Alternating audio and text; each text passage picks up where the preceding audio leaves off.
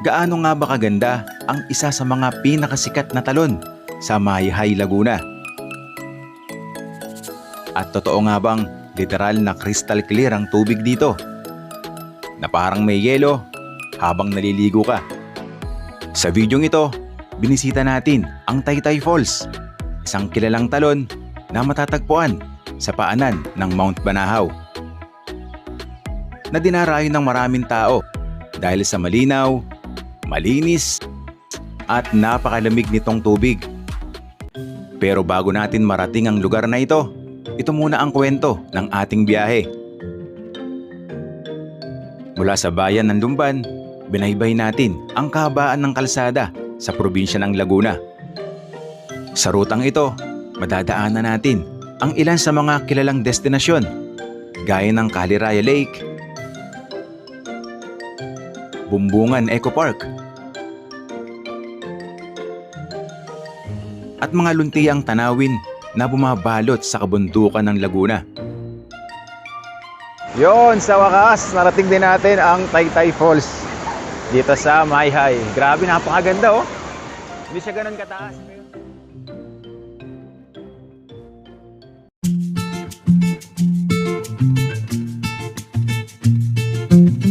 Yon, kamusta po ang lahat? Welcome pong muli sa ating panibagong motorcycle adventure. Nandito na tayo ngayon sa bayan po ng Lumban, Laguna. From Pulilan, Bulacan, nagmotor na tayo ng 135 kilometers. Napahinto kami dito kasi inabutan kami ng malakas na ulan. Buti na lang, nagbebenta sila ng fresh buko juice dito. Natikman ko na to kanina. Sobrang tamis. Ang sarap ng fresh buko nila dito. So ang magiging ruta natin ngayon ay pupuntahan natin ang bayan ng Mayhay, Laguna.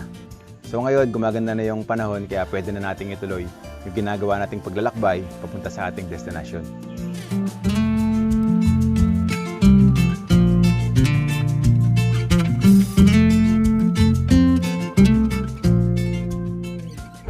Daanan muna natin to. Pakita ko sa inyo yung Caliraya Lake. Ayan oh. Diba? Man-made lake to ha. Pero tingnan nyo naman kung gaano kaganda. And marami din dito ng mga resort na pwede ninyong puntahan. Subukan pa natin gumawi dito. Dito naman makikita ninyo na napakarami yung puno ng nyog. Dito siguro galing yung nainom nating buko kanina oh.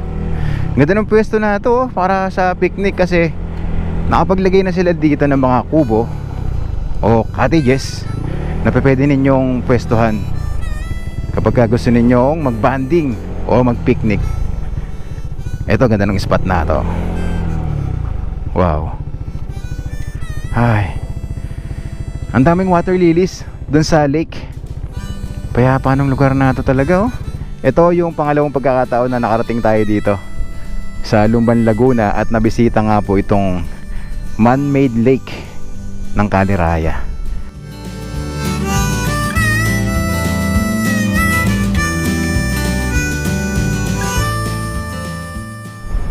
Ito yung open area dito na kitang-kita natin yung Caliraya Lake. Woo! Haliwa muna tayo dito. Yan oh. Kaso hindi ganun kaganda yung tubig kumpara nung dati na napuntahan natin to kasi nga umulan kanina.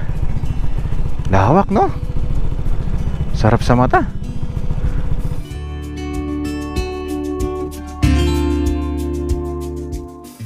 So andito na tayo ngayon sa Barangay Caliraya. Dito pa rin sa bayan ng Lumban, Laguna. Minsan nadaan tayo dito ng gabi. Ang daming mga nakaupo dito sa gilid. Talagang tinatambayan to ng mga locals. Lakas ng hangin. Isa ito sa mga napuntahan natin dito sa Laguna dati na talagang nag-enjoy tayo. Ito, meron ditong dam oh. Suzuki Moto.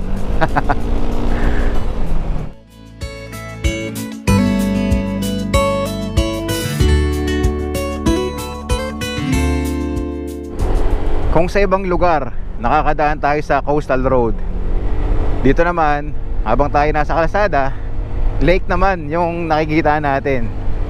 At dito sa part na to, marami na mga puno.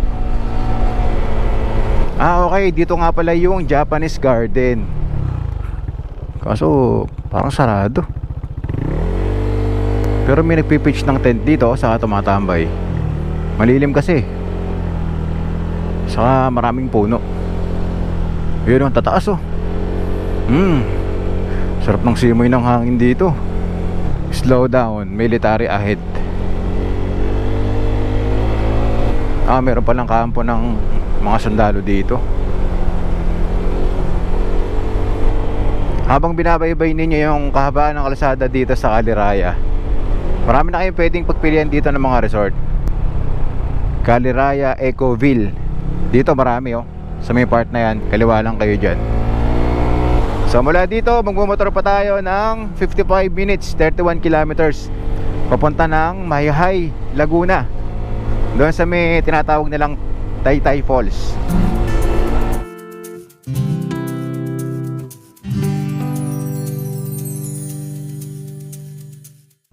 Ito pa yung isang lake na madadaanan nyo dito.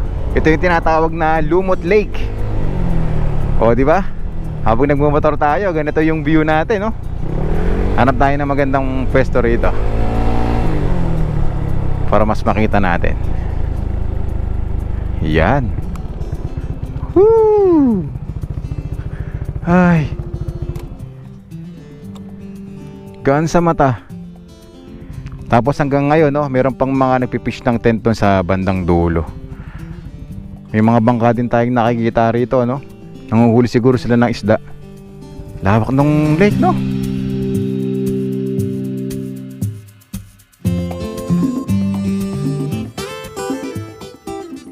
Huminto muna kami dito kasi nagkaroon ng konting problema yung motor ni Suki. Kaka-refresh lang nito and meron siya napapansin na kakaiba, kaya sinilip niya muna yung radiator. Medyo nag-overheat daw, sabi ni Suki. Parang merong hindi tama sa pagkakagawa, hindi normal. Normal, abnormal siya. Kaya yan. Pero ang kagandahan, tingnan nyo naman yung mintuan namin dito, yung Lumot Lake na pinakita ko sa inyo kanina. O di ba? Yan ang tanawin na makikita nyo rito. Napaka-refreshing. Ngayon nakikita ninyo sikat ang araw. Tapos maya maya aambon, uulan. Ganito yung nararanasan natin na panahon sa biyahe natin, no? Buti na lang, meron tayong nadadaanan ng mga ganitong breathtaking na scenery habang tayo ay nasa biyahe. So hintayin lang natin susukin na maayos yung motor niya, tapos biyahe na ulit tayo. Ayos na mga suwi, let's go. Sarap motor. Ayos na, sabi niya. Okay. Nasabi mo, Suki? Ayos na, let's go. Ang sarap magmotor.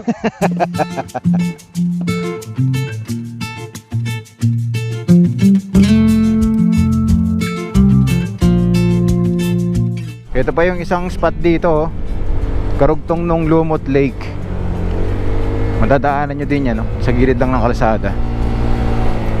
Andito na nga pala tayo sa bayan ng Cavinti, Laguna. Dito madadaanan natin yung Bumbungan Eco Park. Dito sa Cavinti, Laguna, mga sigsag din yung kalsada rito, saka asfaltado. Mag-enjoy din kayong mag-ride dito. Talagang kapag usapang probinsya, dito mo mararanasan yung magandang daan.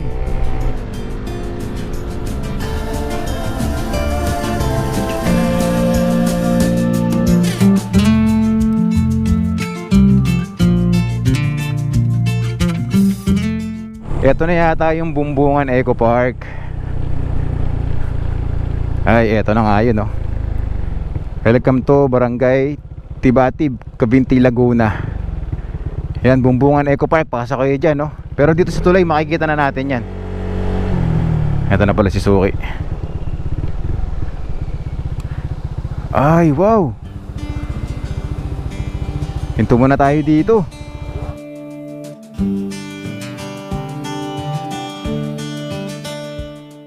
Ito yung tulay dito sa Cavinti. Tapos ito yung hinintuan natin. Tingnan nyo naman, oh. Oh, di ba? Wow! Hi! Dami naliligo dun sa baba, oh. Malaki na yung pinagbago nito. Meron na siyang pinakadaanan ng tubig doon, no, sa ilalim. Dati wala pa yan. Talagang makikita mo lang na umaapaw yung tubig doon sa kalsada papunta rito sa kabila. Tapos ngayon meron ng mga cottages. Nung unang nakarating tayo dito, wala pa yan. Ang laki ng binago at mas gumanda itong Bumbungan Eco Park. Kaya sa mga kagaya nating riders na mahilig pumunta sa mga ganitong klaseng lugar para mamasyal at puntahan yung mga pwede nyong paliguan, yan, punta kayo dito sa Bumbungan Eco Park. Siguradong enjoy ang pagligo nyo rito, oh. Sulit na sulit. Woohoo!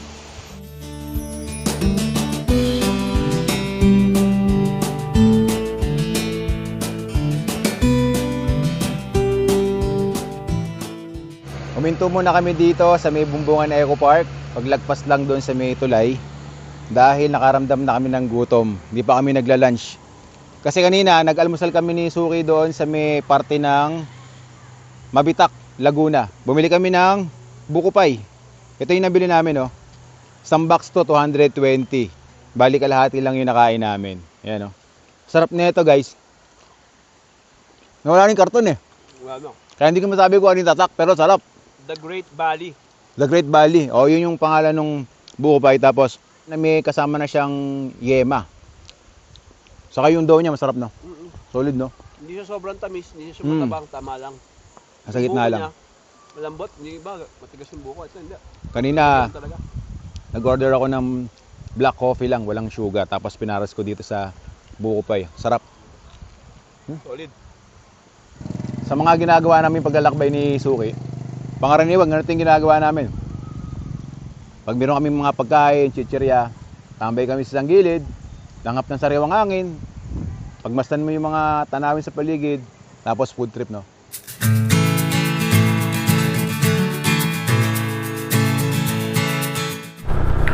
Okay, nasa biyahe na ulit tayo. Wala dito, 42 minutes. 23 kilometers na lang yung biyahe natin. Time check, 1:11 na ng hapon. Marami na din kabahayan to, yung dinadaanan natin. At ito yung Cavinti, Luisiana Road. Dadaanan nyo din yan kapag pupunta kayo sa Mayahay, Laguna. Yan, kailangan natin kamaliwa dito. Dito siguro yung pinaka-town proper ng Cavinti. Yeah, merong truck.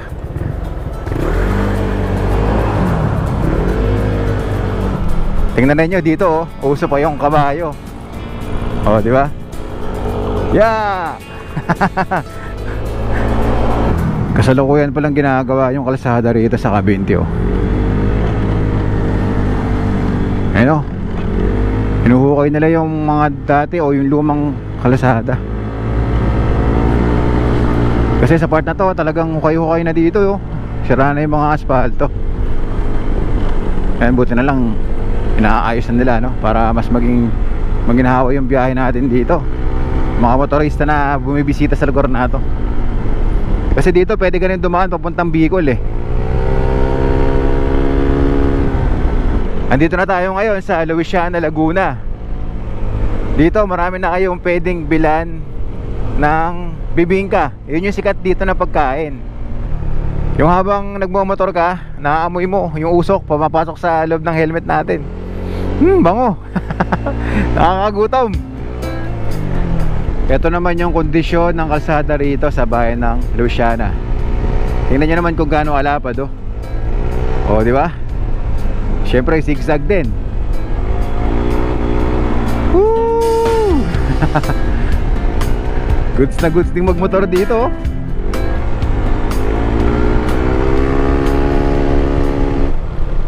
Welcome Barangay San Luis, Luisiana, Laguna. Eto, medyo masikip na yung dinadaanan natin. And dito sa Barangay San Luis, 22 minutes, 11 kilometers na lang papuntang Mayhay, Laguna. Eto na, paliblib na ng paliblib yung dinadaanan natin dito. Ang tataas ng puno. Tingnan niyo yung mga halaman dito. Lalaki. Kapag ganito na yung itsura ng minomotor natin, gaan sa mata. Ay, sarap magmotor dito.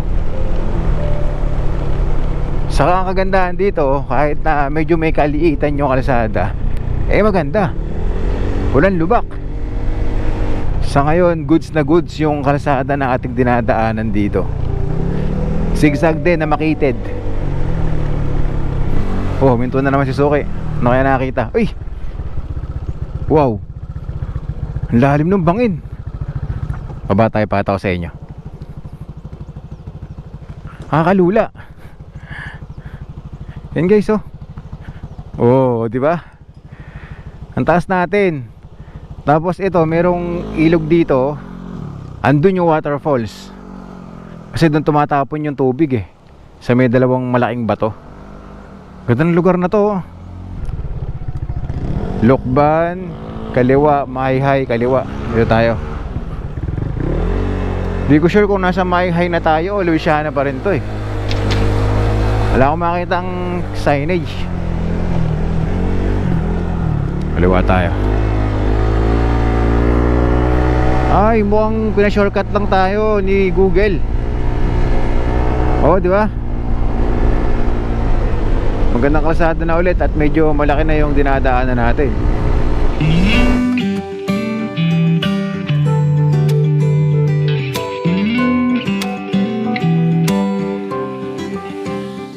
Ay, may nakasulat Taytay Falls 3.5 kilometers. Yan, kanan tayo dito.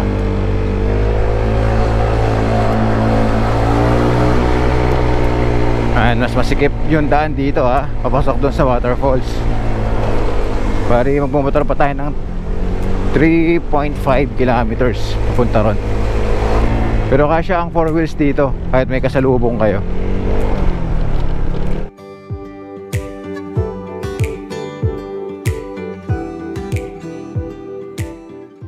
Yan, balik ulit tayo sa mapuno.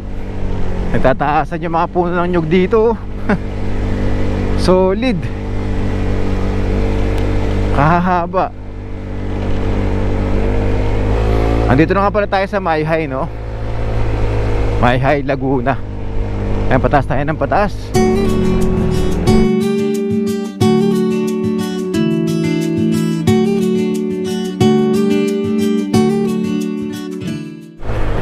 Buti na lang, no? Sa kabila ng init ng panahon meron tayong madadaan ng ganito. Ang ganda ng kabayo. Uy, wow. May open dito. Ano yung view rito? Uy, palayan. Rice terraces. Okay din yung spot nato dito. Ang ganda ng pwesto ng puno. Nag-iisa dito ta sobrang taas. Ang ganda tingnan. Yung bundok na nakikita natin na sobrang taas, yan daw yung Mount Banahaw. Ang ganda niya pala sa malapitan.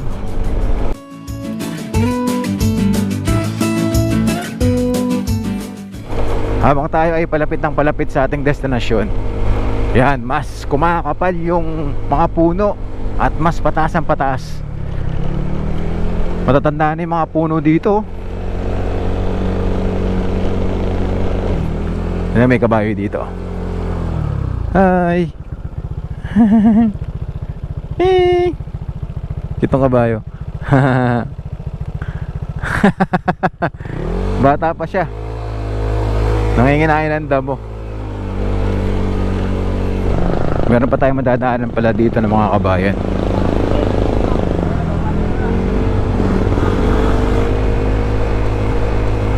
Ito yung kanan na lilikuan natin. Yun, oh. Taytay Falls. Yun, may nakasulat doon, no?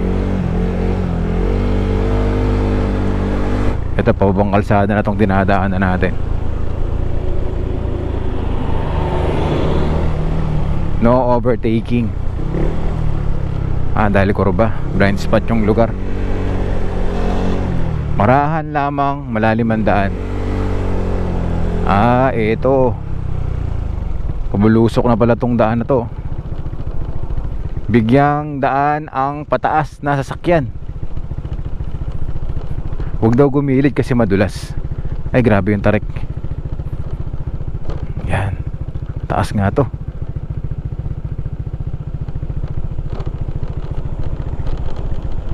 Wow. Yun. Kaya pa siya tinawag na Taytay kasi sakop siya ng Barangay Taytay. Ayan, no. Meron tayong arko na dadaanan dito. Lapit na tayo, 2 minutes na lang. I love Taytay Falls. Nasaan na si Suki?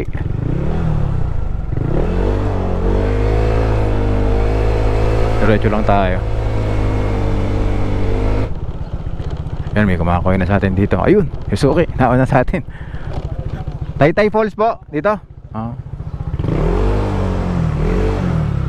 Yan, park muna tayo dito. Alright. Okay, narating na natin yung parking area nila dito. Ayun yung kay Suki. Tapos, ito naman yung sa atin. 20 pesos na parking fee para sa motor. Tapos, sa kotse po, magkano? 60 lang. 60 pesos naman sa 4 wheels. Dito natin iniwanan yung mga gamit namin. Yan, pwede nyo ipagkatiwala yan kay Kuya Alvin. Ito yung mga riding jacket natin. Tapos sapatos, yung helmet. Yan. Ito yung barangay hall dito. Welcome to Taytay Falls. Dito tayo magbabayad ng entrance fee na 50 pesos. Pwede rin kayo mag-park dito. Kaso kagandahan dun sa napag-parkan natin, meron na tayong lagayan ng gamit. Ito na yung pababa rito. Yan. 10 to 15 minutes daw ito eh. Hagdan. So ngayon, pababa tayo, okay lang yan. Pero kapag tayo ay paakyat na, yun, doon tayo makakaramdam ng hingal. Ito, meron silang ginawang parang arko na bahay. Tapos may nakasulat doon, Taytay Falls. Yan yung makikita nyo rito. Ito na ngayon yung dinadaanan natin dito. Patag na. Tapos naglagay sila ng bakal dito sa gilid para meron kayong hawakan. Ang dami rin nating nakasalubong dito. Talagang sikat yung Taytay Falls, no? Lalo na ngayong summer. Ngayon ay araw ng Martes. Regular na araw pero ang daming pumunta.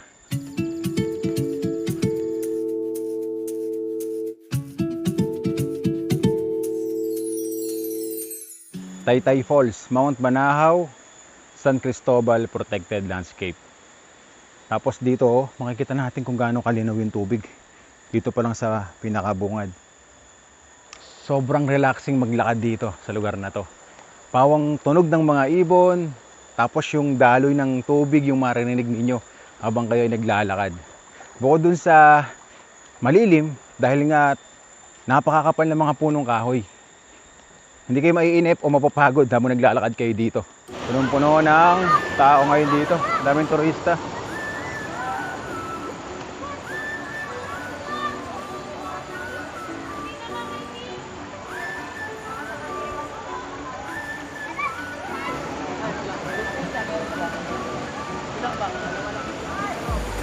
Dito na tayo sa Taytay Falls.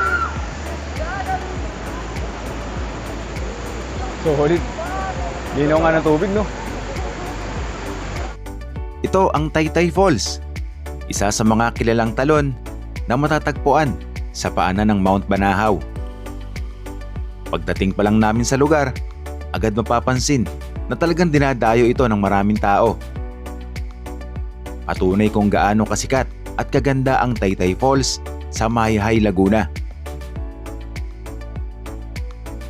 Literal na crystal clear ang tubig dito. At sa sobrang lamig, parang may yelo habang naliligo ka sa tubig na nanggagaling mismo sa kabundukan. Napapalibutan din ito ng malalaking bato at lunti ang kalikasan, na lalong nagbibigay ng presko at relaxing na pakiramdam sa buong lugar. Isa ito sa mga simpleng pasyalan sa Laguna na hanggang ngayon ay patuloy pa ring dinarayo. Dahil sa sobrang linaw at lamig ng tubig nito. Yon, sa wakas, narating din natin ang Taytay Falls dito sa Mayhay. Grabe, napakaganda oh. Hindi siya ganun kataas, pero grabe, ito yung the best dito. Sobrang linaw ng tubig oh. As in crystal clear. Kitang-kita natin yung mga bato. Kaya pala sobrang daming naliligo dito sa Taytay Falls dahil talagang malaparaiso yung lugar na to. Sa linis at linaw pa lang ng tubig, talagang makakakit ka na sa talo na to, no? Isa ito sa masasabi ko na pinakamagandang falls na napuntahan ko sa lahat ng nagawa nating biyahe, no? At sobrang lamig lang ng tubig dito. So sa kagaya ko na bilad sa araw kanina sa biyahe, medyo nag-aalangan akong maligo. Kasi baka mapasmatay dahil talagang parang may yelo yung tubig dito. Okay na okay maligo dito kapag sobrang tirik ang araw. Ngayon ay alas 5 na, pahapon na, kaya mas ramdam natin yung lamig dito.